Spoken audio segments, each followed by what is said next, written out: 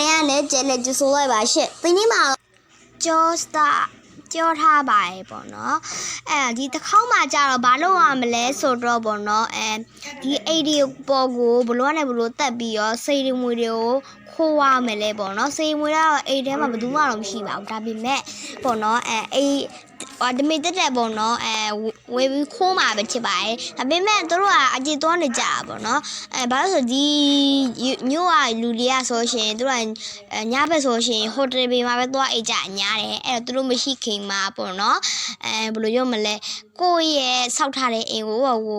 ပတ်ဆက်တွေပါယူပြီးတော့ပေါ့နော်အလားတည်းလောက်တာပဲဖြစ်ပါတယ်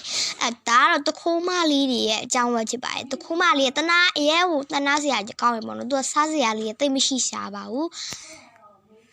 ပြီးတော့ညဘက်မှာဘယ်သူမှမရှိတဲ့အချိန်ကနေပြီးတော့သူက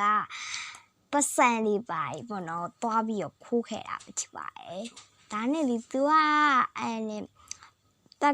က်တာတွဲကျင်တယ်တော့သူကဘယ်လိုလဲဆိုတော့ပတ်စံလည်းတိတ်မရှိဘူးစားစရာလည်းတိတ်မရှိချဘူးပေါ့တနာစရာလေးပါ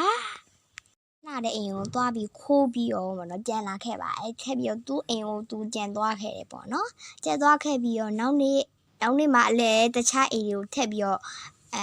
ဝင်ပြီးတော့ပတ်စံတွေခိုးရပါတယ်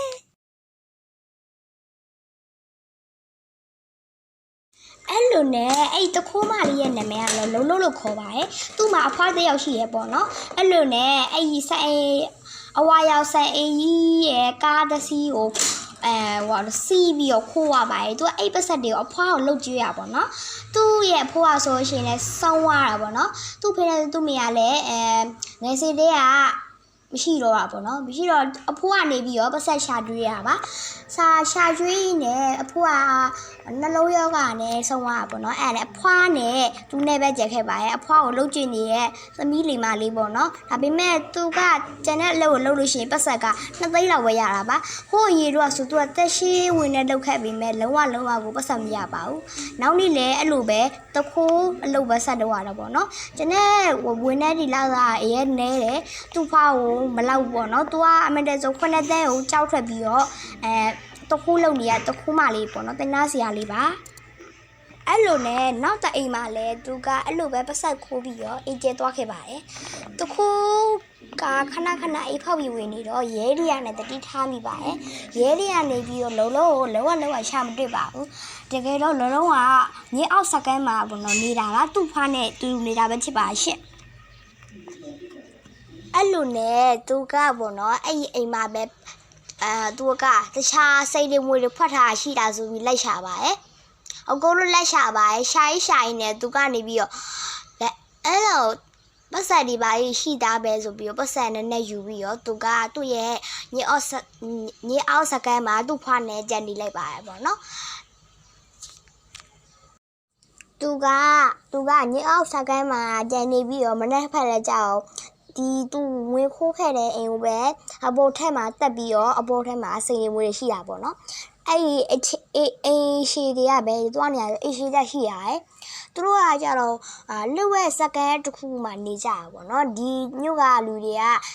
သူတို့ကအလုပ်တွေရှုပ်နေကြတာပေါ့နော်သူအခုအဝေထွက်လုပ်နေတဲ့အဲ့ဒီခိုးနေတဲ့အိမ်ကလည်းနည်းနည်းကြော်မင်းသမီးရဲ့ပေါ့နော်အိမ်ပဲဖြစ်ပါတယ်ဒီအချိန်ဆိုရင်နည်းနည်းကြော်မင်းသမီးကရုပ်ရှင်စကားရတာပေါ့နော်သူကြက်လာမယ်ဆိုရှင်တရက်နေ့လောက်ကျန်းလာတာကိုသိလို့ပေါ့နော်သူကအခုကတနွေနေပါတနွေနေဆိုကြံမလာပါဗိုလ်တို့နေပဲအိမ်လို့ကျန်းလာတဲ့အချိန်မှာသူကအဲ့ဒီဖောက်ခွင်းလုပ်နေတာပဲဖြစ်ပါတယ်စေမွေတွေကမင်းသမီးဆိုတော့အများကြီးရှိတာပေါ့နော်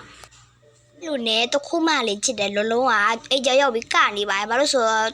သူ့ဖွားအတွက်သိတရားပတ်ဆက်သိတရားခိုးနိုင်ခဲ့လို့ပဲချစ်ပါတယ်အဲ့လိုနဲ့အဖွားကိုပတ်ဆက်အပ်ပြီးတော့သူကအိယာကြီးထဲမှာဝေပြီးအိတ်သွားပါတယ်ပေါ့နော်ဇလက်လေးရတော့ဒီလောက်ပါပဲတကယ်လေးကိုဒီဘီလေးကိုချက်နေတိုင်တော့နိုင်ဆိုကလေးလုပ်ပြီးတော့ပါဦးရှေ့ရတယ်ကြည့်တော့မှဆိုတော့မကြခင်ကြည့်သွားမှဆိုတော့အညံလေးကြည့်ရှင်ပါတယ်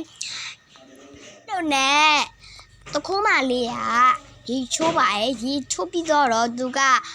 နေ့စဉ်လူတွေလုံနေတဲ့အတိုင်းပဲသွားတိုင်းငိမ့်လာတည်ပြီးတော့အေးရဂေးတန်းမှာပဲအနားယူလိုက်ပါရဲ့ရဲဒီကနောက်ဆုံးမှလက်ရှာတာလုံးဝမတွေ့ပါဘူး